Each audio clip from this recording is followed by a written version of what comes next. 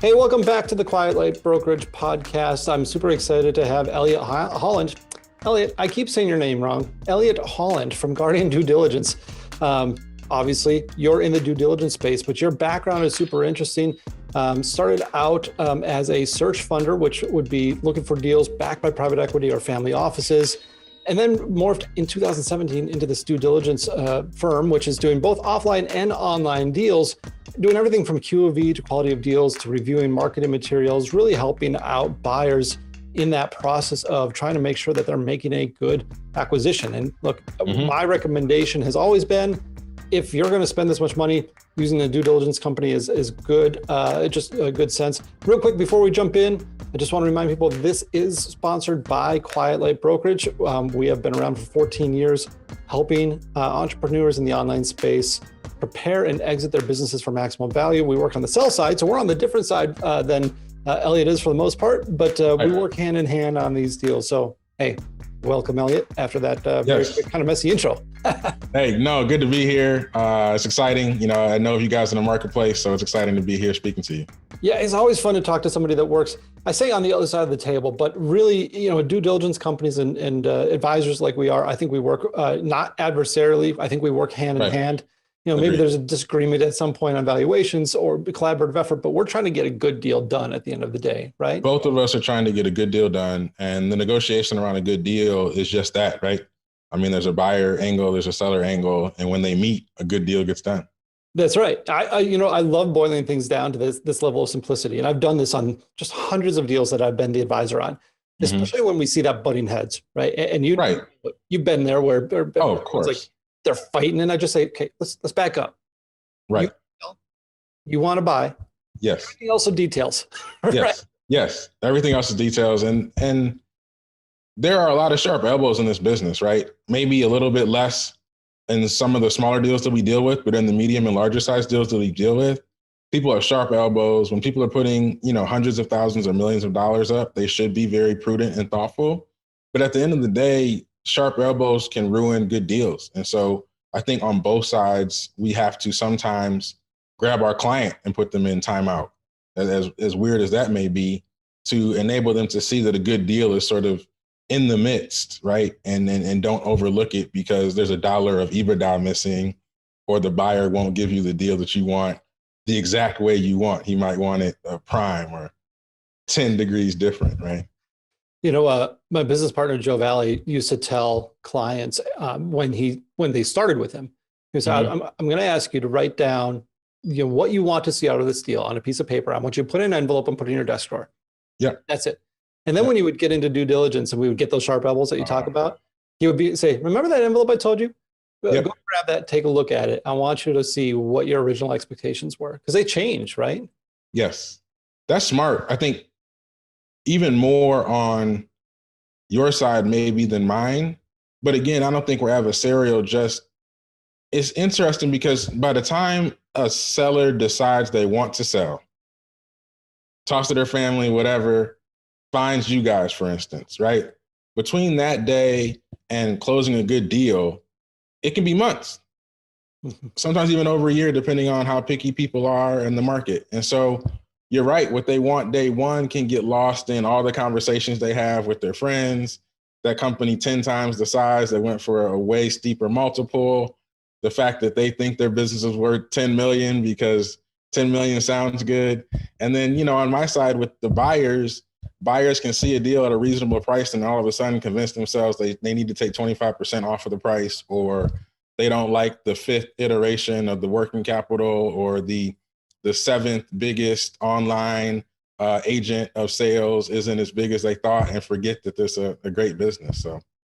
Yeah, absolutely. Well, we've already dug into some content already, which is awesome. But let's back up. I want to talk about how you got into this, because you started in a field which we know well here at Quiet Light. We've worked with a lot of people that would fall into this sponsor category, right? The search funder type category. Can you explain to the audience just what you did before this, how that worked, and then how you parlayed that into Guardian Due Diligence? Sure. So when I left Harvard Business School, my first jobs after that were in private equity. So formal institutional capital meant to go buy companies. And so my start in the business came from that. But I was working for more family office, more independent groups. And so that's sort of in my blood. I then rolled out and started a independent sponsor. They call them self-funded searchers. There's a million names for them. Fundless sponsor, investment firm with a mentor of mine called Ellsworth Partners. And we bought companies $1 million to $5 million in EBITDA, both online and offline. And then I started my own firm, Spartan Capital, that was doing essentially the same kind of thing with just by myself after my partner retired. And so around that time, 2017, I started Guardian. But if you think about what that means, is that I'm in sort of year 10 of evaluating, assessing, and running processes in sort of small and medium business deals, both offline and online, from the seat of a buyer working for others, a buyer working for myself, and now an advisor. And so I understand the owner persona, I understand the buyer persona, I understand the advisor persona. And so my background is a bit different than some other advisors in my space that come from more CPA or financial analysis core backgrounds. I'm more like an applied deal guy is probably one way to say it. Yeah, that fits really well with the Quiet Light approach, right? Because everyone in Quiet Light, we're all entrepreneurs first. We've all bought and sold businesses before we started in this field of advising, right? So the same sort of background where we've been in the shoes of the buyer, we've been in the shoes of a seller. We've done, larger acquisitions. Most of the advisors at Quiet Light were actually clients before they came on board with us as advisors. So a lot of affinity there between backgrounds, except for the Harvard Business School. I wanted to go, and then life got in the way. I'm still fun to hang out with, so don't hold it against me. No, we love Harvard. I actually had I had some of the professors that teach the ETA course on the podcast a long time ago. You had Udkoff and Ruback? Yeah, I did. Yeah. Okay. I had Royce on. I've been working with the ETA course for a while. Okay. So Royce actually helped me craft my messaging to get my first job in private equity. Oh, that's awesome. That's awesome. Yeah. Look at that. Small. I have a huge amount of respect for him. Yeah, absolutely. Absolutely. In fact, if you see my background, you can't see my background. It's behind me. I have their book that they put out, the guide. Yeah. Business. Yeah. So absolutely. Yeah, cool. People are listening live as we're finding our connections here. Love it. So how did you parlay this into Guardian Due Diligence? When did you decide or see the need that, there's a need out there, not for the mid-market $50 million, $75 million deal, because there's a lot of people that want to play that space, right? It's lucrative. Yep. But that sub $25 million enterprise value, and really, I mean, for a lot of our listeners, they're looking at the mid high six figures, 7 figures, maybe low 8 figures would be the very cap. Right. Where did you see that opportunity? Well, as a buyer myself, and for 6 years, I was an independent buyer. I saw not only how difficult it is to get good deals done, which, Mark, you can write the book on that as well, right? But also how difficult it is to find good, cost-effective, efficient, smart, deal-oriented advisors, and you need them like you need oxygen during this process, right? And when you get guys that are, highfalutin with a bunch of credentials and they charge you $400 an hour and their number 2 guys $300 an hour, and then their analyst is $150, and you ask them for a price and they can't give it to you. Or, hey, what's involved in the quality of earnings? Well, they're all different, and this and that and that and this. And, oh, by the way, you got me in my busy season, so I can get to you in 4 weeks, and your seller is going to kick you out of the process in 4 weeks.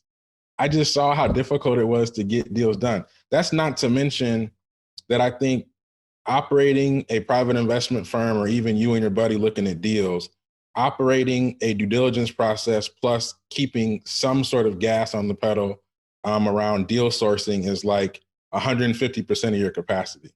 So now add to that the complexity of finding good advisors. I just knew the whole ecosystem was wrought with opportunity. So I started Guardian to serve that customer need, to sort of be the solution that I wanted when I was in the buyer seat, and to be very specific about delivering the things that I knew were needed, would have helped, and really helping, I think, a whole set of acquisition entrepreneurs execute good transactions. Yeah, and I love where you're coming from with this, right? This idea that managing an acquisition is a multi-faceted operation as far as the number of skill sets that you really need to have. And you can branch these down even further. Due diligence, being able to do a good due diligence, not a single discipline, right? It's a multiple discipline type of tool. Absolutely. Skill. And I mean, even go further than that, if you back up, because we do more than quality of earnings, if you think, so diligence is what I called it because people know that they need a QOE and they need a legal doc to get a deal done. So if you're thinking sort of brass tacks, the QOE is sort of the one that kind of puts you in the game. But really our services start from deal sourcing to evaluation to honestly negotiating with guys like you, the whole litany of things.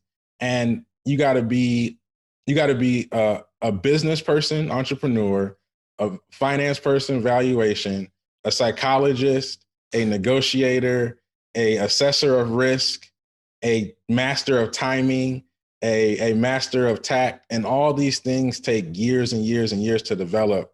And so it's tough even for people that have like deep levels of expertise in many of them to execute all of them. And oh, by the way, when you're putting $1 million plus up, whether it's your capital or you're getting debt, the consequences of making bad choices are severe here. Yeah, and the stress that puts on every single level, and trying to keep a clear head. I mean, the I wouldn't say the number one problem, but a problem that you see in deals all the time is people losing the focus simply because of the stress of the deal, right? It's not necessarily. I can't tell you how many times I was beyond myself. I mean, I have so many like release valves for stress now that, and also like as you get better at this stuff, you actually start breathing slower in the most intense negotiations, but that took years to develop. Yeah, absolutely. It takes. I remember I've told the story a few times on the podcast, but one of the advisors, I was selling his business before he became an advisor. And I remember he was selling his business, and the person buying his business, it was 2 days before close. The business was having a record day of sales in a bad way. I mean, it was just like not what you want to have happen a couple of days before close. And I was in my car. I called him because we needed to get a few things close to being done.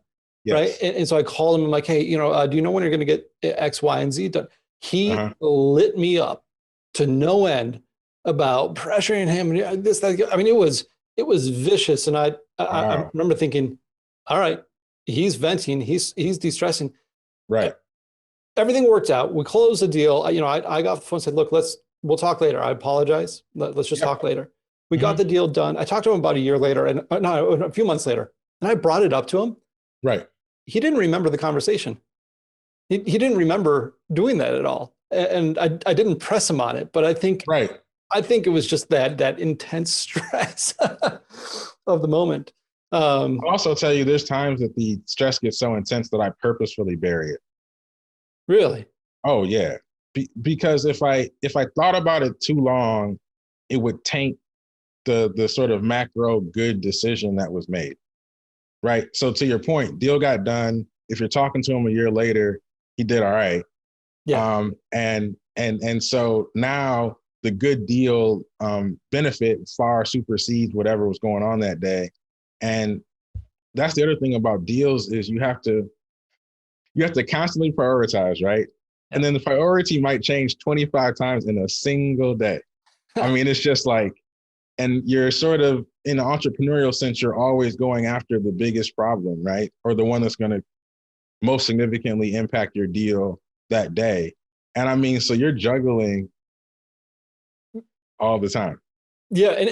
And to your point, I didn't bring this up to grind an axe or anything with him. It was more of, hey, do you remember that time?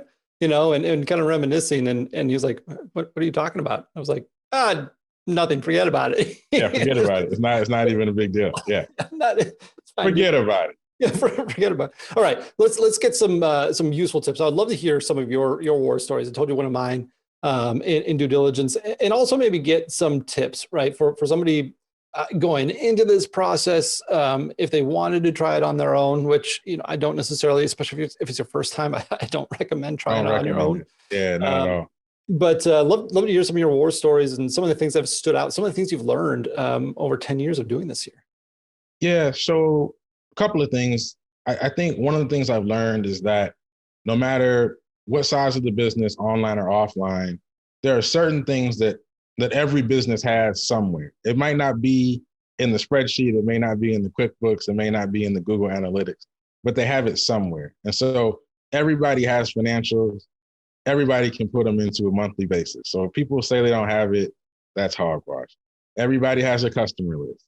Everybody, if they have any significant assets, they have an asset list. If they have revenue from multiple streams, I'm sure they spent the profit from those streams. So I'm sure they know where the money came from. And so one of the things that I would encourage people to initially settle into is that you as a buyer, because I represent the buy side, need to be patient enough to know that that data exists, even if you can't get it from the intermediary at that time. For whatever reason, that person may be protecting their client. The data is there. And so you're going to have to get it sooner rather than later, but there's a set of data available. Stories are the best. I mean, one of the saddest stories, I remember I was looking at a company that installed commercial cameras and control access doors out of just north of Dallas, Texas. And I was hot on the industry. The financials came back solid. The seller sounded reasonable. So I put in a letter of intent. The guy wanted to see me before he was going to accept it. So he's operating off of QuickBooks. So I had pretty good data. So I get down to Texas. I drive up. I meet him at a Starbucks because he didn't want his people to know just yet. And as soon as he's walking up to the Starbucks, Mark, before we can even get in there and get my pipe place, he's like, "Oh, you'll never believe this, man. Our QuickBooks went down this morning." Like, how could that happen on the day that you come? Our freaking QuickBooks it blew up. I can't get to it. I got my bookkeeping lady on it. And Mark, I'm sitting there and I almost turned the car around and went back to the airport and flew back to Atlanta. But people who know me will get, I said, I need to learn this lesson on how much this guy's willing to lie. So I sat through another day of interviews with his sales team, conversations with him, so I could fully understand how many ways he was trying to pull the fleece over my eyes. But that's the kind of stuff that, oh, by the way, I didn't tell the best part of the story, which is terrible. So anybody who knows about QuickBooks, the cloud version, what he was telling me is that QuickBooks Intuit went down for 24 hours. If anybody believes that, I've got oceanfront property in Minneapolis to sell you. So I'm like, hold on, there's no need to call Intuit on this. This guy's blowing smoke. So I had that. I mean, heck, I've had situations where I've been on not a customer visit, a seller meeting, flown out somewhere to go see someone. I had a guy who increased the price on me 25% at dinner. We had a whole day of meeting with the guy. He sits down with us and something made him want to increase the price 25%. I've seen, and something else to sort of look for before I kind of close this piece and we can hop into more if you think it's relevant. Oftentimes, you need to take a look at the documents that govern how a company can sell. So I might have a business partner or a bunch of silent partners. And as the person that makes most of the decisions, I might say, oh, you only have to worry about me. I make the decision. But when you actually look at the operating agreement or the bylaws, it takes unanimous consent to sell. And I've gone down processes very far when I was in the buyer's seat that didn't consummate because 3 of the partners that needed for unanimous consent did not like the deal. So I can go on and on and on, but there's war stories. And then what you have to understand is there's diligence rules that operate on the other side of them once you experience them. And that's what the benefit of having an advisor gives you. Yeah. Those sellers had poor sell side advisors. If I can be honest. Yes. Yeah. For someone to lie about QuickBooks Online going down is actually pretty rich. Hilarious. Yeah, I mean, it's not the most. It's close to the most egregious I've heard. I won't go over the most egregious situations I've heard. I don't want to scare people too needlessly. Well, yeah. What are like this idea of people lying? I think this is actually a good thread to go on because when you're buying a business, there's always that question of can I trust? And we talk about this all the time, right? Mm-hmm. Offers are made based off numbers, but deals consummate based on trust at the end of the day, right? Trust and verify and And if you can't verify to the point of trusting, the deal's not going to happen, or it should happen. And that's a two-way street, right? It's got to go both ways. What are some things that you recommend to your clients as far as vetting somebody, right? And just, how do you tell if somebody's telling you the truth? Obviously, if you catch them in a bald lie like that, that's pretty obvious.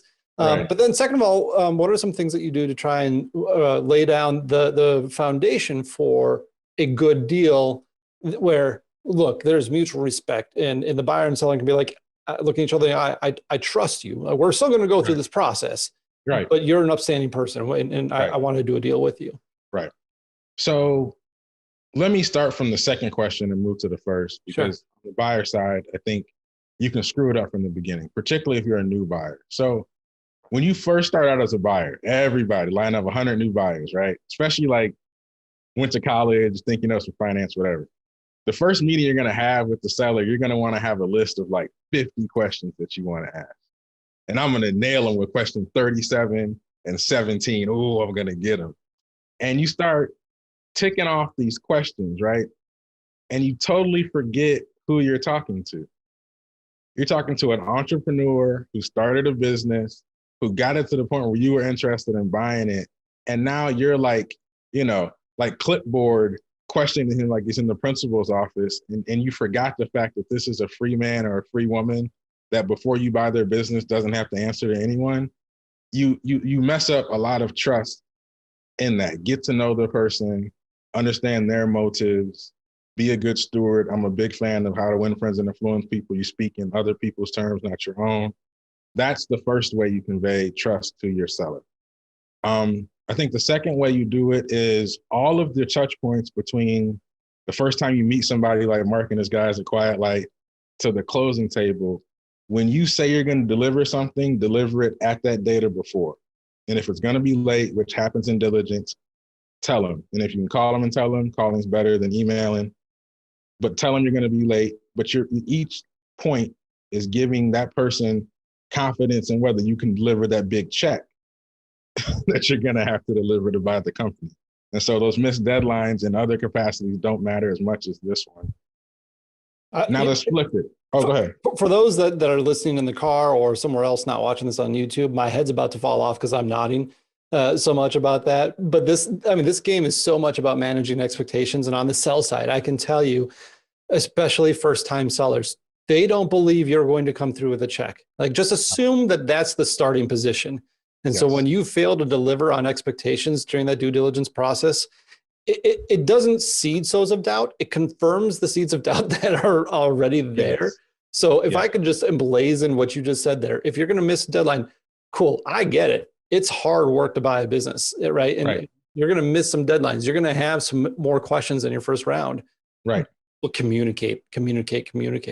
Yes. Yeah. All right. Sorry. I couldn't. No, I think that's up. Perfect. Well, what I think people will like listening to this podcast particularly is I represent the buyers that negotiate against the sellers that Mark works for. Think about all the times we've agreed already. And I'm not being nice just because, it's Mark. I'm telling the straight truth. So there's a lot of commonalities here. The other thing I think related to that is this is not a situation where you get perfect data.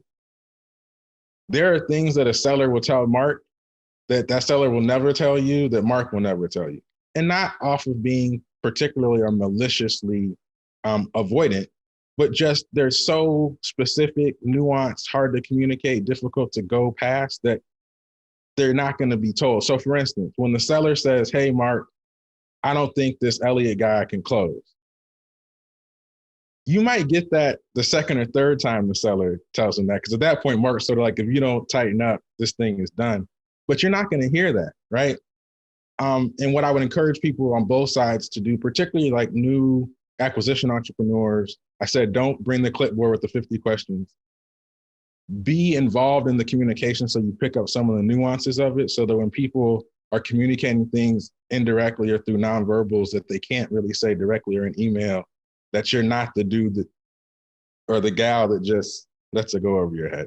Yeah, no, and that's right. I mean, and yeah, there are conversations that happen, right? And much of what we do on our side, and you on your side as well. You said this already. Sometimes it's putting your client in check a little bit to say, "Hey, let's pump the brakes." And we'll do that when our client is freaking out, and we look at the deal and we see you don't need to be, right. Let's slow down a little bit here before you say, "Oh, it's not going to close the deal." This Right. is actually fairly normal. So let's Yeah. calm down a little bit. And then if they're really insistent, I might call you and I might kind of be like, look, let's tighten this up a little bit. Let's do X, Y, or Z, or just some feedback. And I'll sanitize it so that it's not, sometimes people get emotional. They say, oh, the guy's an idiot. Like he doesn't know what he's doing. I'm not going to say that. Right. Exactly. Like, no, I know they're speaking from emotion. They're speaking from frustration. So you're right on that. And again, it's the communication. I wish more buyers would do this, where we just set up regular calls. And I recommend it on my deal, set up regular calls. Even if we have nothing to talk about, it'll be a nice quick call, but let's at least do it. Yeah? Totally agree. Weekly calls are great. I encourage them. To your point, I know I'm talking to the guy this week. So if I don't like him, I can yell at him and get over it. If I love him, I can tell him. If he's delivering everything, we can say, let's push the date up a week. And if he needs to tell me something that I don't want to hear, at least he told me. I totally agree with that. And like on my side, on the buyer side, how do you get a sense on the seller's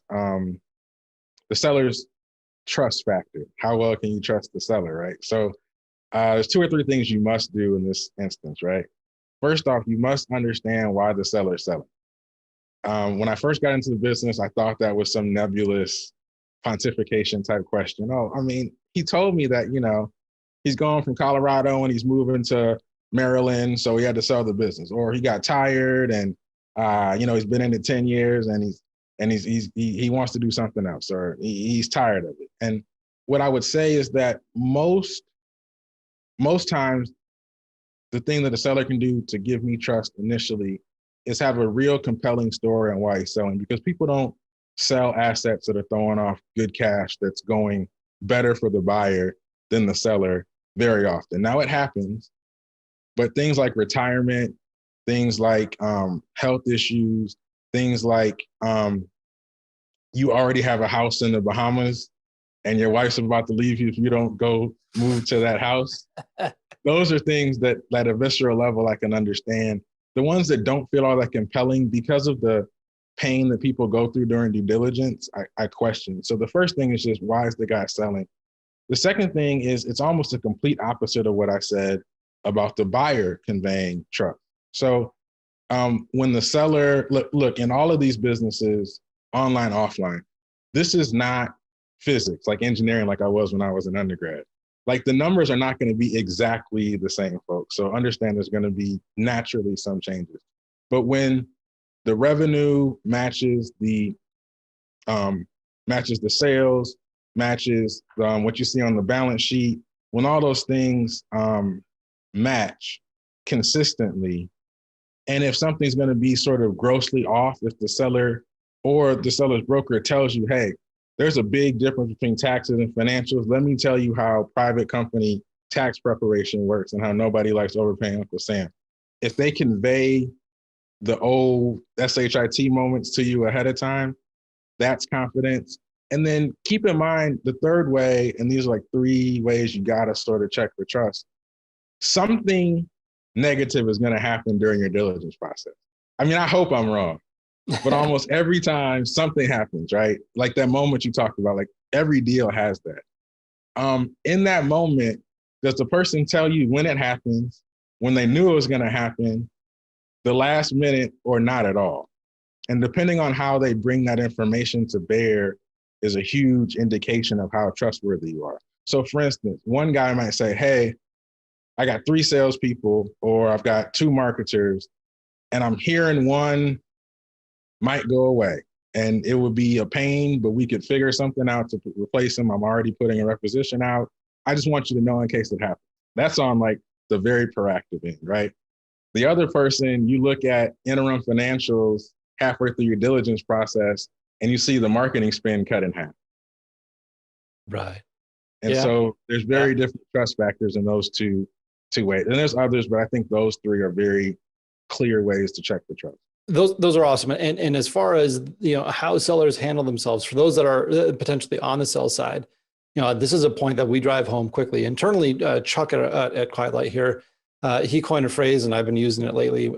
We just call it "get ugly fast," right? We want to bring up the ugly stuff right away. My experience has been that buyers can handle the ugly; they can't handle surprises, right? That's right. It's when someone's surprised that they're like, "Wait, what else didn't you tell me now?" Like, Yes. that's bad. I can digest that, but I can't digest the fact that you thought you couldn't tell me that. Right. I had a call with the client this morning. He's like, Elliot, I have no issue with anything that happens to diligence, but if I get the sense that the person's not telling the truth about one thing, I'm going to think everything I have is crap. Yeah, absolutely. And so the conversation we had earlier about the seller may be telling Mark, I don't think this guy can close. What my clients often tell me is, I think this guy's full of it. Yeah. And I have to have those same calm down conversations if I think the financials are right.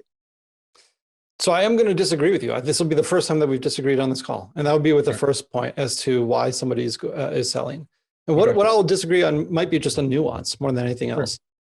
My experience, even as an entrepreneur myself, is that I don't think most sellers know why they're even selling fully. Or there's this big mix of reasons that go together that don't make it really neatly into a single answer, right? It could be a mix of, right now we're 2021, right? And just went through 2020. One of the most tumultuous years to do business in the online world has been whiplash, right? A lot of our sellers, especially in the e-commerce space that were sourcing product from China, went through a period where they couldn't order product because China was shut down. Then they could order product, but Amazon was prioritizing products that weren't theirs. And so they couldn't stock their product. Meanwhile, demand was going through the roof for their product. And so it was this weird thing. And so that was stressful. And now they're having all these record sales, and they've always sort of thought about an exit. And now maybe they want, they're interested in another project because they're an entrepreneur. And so when I ask them, why are you selling? I get kind of this wishy-washy answer that feels a lot more like, I don't know. I just know it's the right time than something else. That's fair. But I mean, hey, Mark, I mean, in reality, I think you bring up a good point. The reason and rationale for selling changes over time. Like 2020 is going to put a lot of people on the selling block, if you will, for sure. Because if you are in the last couple of years of your preference for owning a business, and a year like 2020 hits, I'm sure your phone's blowing up, right? Yeah. And you're right. Some of these folks won't have great reasons necessarily, but I honestly would say, like, as an entrepreneur, having been around entrepreneur for a long time, I think you sort of get what a reasonable one is and a not reasonable. And here's the other thing. One of the things we have to do on the diligence side is have some sense on how credible and full of integrity the mark in the room is, the sell side representative, right? Are they pitching deals that they're okay with the guy not actually selling because they already took a fee and they're cool? Do they bring a lot of businesses to market that don't close? And so again, like, from certain representatives, like seller representatives that I know like the background on the deal by the time I get it. And so I don't have as much worry. If it's a new person or I don't get the same warm fuzzy about integrity, it's different. So I think that's a fair rebuttal. Yeah. No, and it's a useful question to ask. And what I would say is, for those that have been in tune with the marketplace, you can read into the answers pretty quickly, right? And sometimes you have to read between the lines. And there are some explanations which, look, yeah, they make sense. I'm retiring. That's what I'm doing. Okay, that's easy. I get that one. Some of them make sense. Some of them you kind of look at it like, I think there's something else here. Right? Know. And I think the best thing to do in that instance is ask. I mean, I think a valid question is talk to the seller about what he's going to do after he finishes. Yeah, absolutely. Does he have a story? Does he have a plan? Even if it's, I'm working on a business that's got better margins than this, or I'm more interested in, like, well, tell me about this new thing that you're going to do. I like your old thing, but I think having a conversation. It's all about conversations, I think, relating, right? And I heard a due diligence tip, which was just ask a lot of questions. Just be curious, like, and that's That's not a formal due diligence, of course. That's like basic stuff, but I think to an extent it is. So here's what I think one of Guardian's best value adds really is. So there's an infinite number of questions you can ask as a buyer. You know, why is your sign yellow and not red? I mean, we can get to the level of it. And you're buying the business, so it's unreasonable for a seller to not give you an answer. But what you really want to do in a process, because you have a time constraint, and extending the time pushes on the trust you're conveying to the seller, you actually want to ask not just a lot of questions, but the best questions, the most efficient questions, right? If it's an online business, me talking about your fixed asset registry and depreciation is a question that you can ask, but that's not going to be where the juice is, right? And also, like on our side, what we'll do is we'll take a look at a business, and within the first week, we'll sort of spread the financials, spread the metrics, take a look at different years, different views, and say, here are the top 3 to 5 issues we need to concern ourselves about. And then sort of almost put together work streams of how do we determine the sort of sanctity and sustainability of challenge 1, or challenge 2, or challenge 3. So we help people streamline the question asking process to get to the answers quicker, so they can get to comfort quicker, because to make the investment, you're going to need the comfort, and getting there in an efficient way is more helpful, because what happens, and you said it, you'll start with 5 issues you need to answer, and then you'll hear something about that business they divested 2 years ago, and it doesn't quite make sense, and you'll start asking all these questions, and all of a sudden you're 2 weeks into diligencing something that was divested 2 years ago, and you forgot about your 5 points. So we keep people in the guardrails around answering the questions that matter.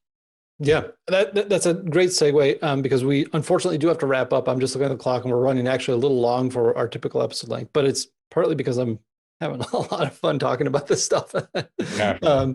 So it's a good segue. I would love to just, I gave a very brief scope of services that Guardian offers. And I want to do this, guys, not as a sales pitch for Guardian necessarily. I do want to, thank you for your time and give you a chance to do this. But because I know the listeners of this podcast do skew towards buyers, and I know that there's a lot of, I get the questions all the time. Hey, do you have somebody that can look at a deal for me? Can you have somebody that can help me with something, or walk through this with me, or even the due diligence question? What are the scope of services that you guys offer at this point? Sure.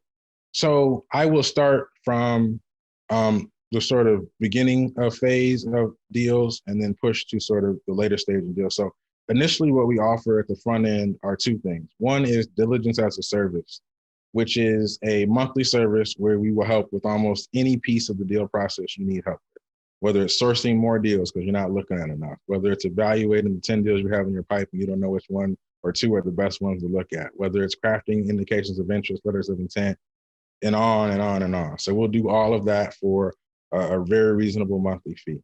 The other thing we'll do are we'll review SIMs and financials. So you get a book from Mark or somebody else, and you're like, this stuff looks like Chinese to me. We'll sit with you for 2 hours, go through it, help you understand it, so you kind of know what you're looking at. So those are at the beginning stage of looking for folks that are still trying to find that deal they really like. Then when you get to the deal you like, we offer quality of earnings. So that's a complete financial assessment of the business, financial statements, taxes, bank statements, revenue, balance sheet, the whole thing, and help you actually get the financing from the bank if you're doing any of that, or even to talk to your investor base about it. We also have a quality of deal, which is our same quality of earnings service that also has a projection on the next 3 years of cash flow, a debt pay down schedule, so you know how close you are to being able to pay off your debt, because you don't want to default on that. And so that's another service we have. And then the final one that's sort of a major service is, let's say you're 2 or 3 weeks away from closing, you've done all this data analysis, you feel like you know what you're doing, but you're a little hesitant to really pull the trigger. We have what we call a red zone review.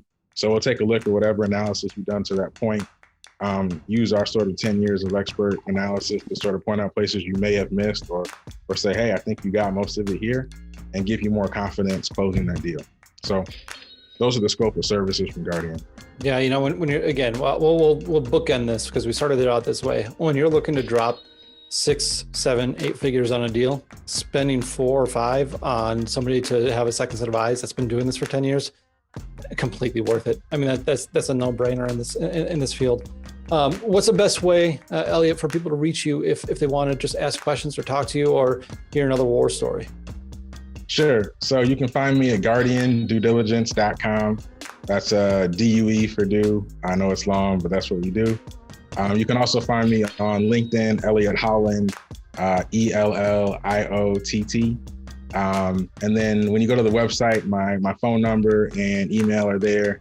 I'm also very active on searchfunder.com for those that are on there. So any of those ways, I'm very responsive, and I love talking about deals. So we can have a chat whenever you like. Awesome. Elliott, it's been an absolute pleasure to have you on. I hope to have you on again in the future. We can talk more deals. Yeah, Mark, thanks for having me. I really enjoyed it. Have a great one.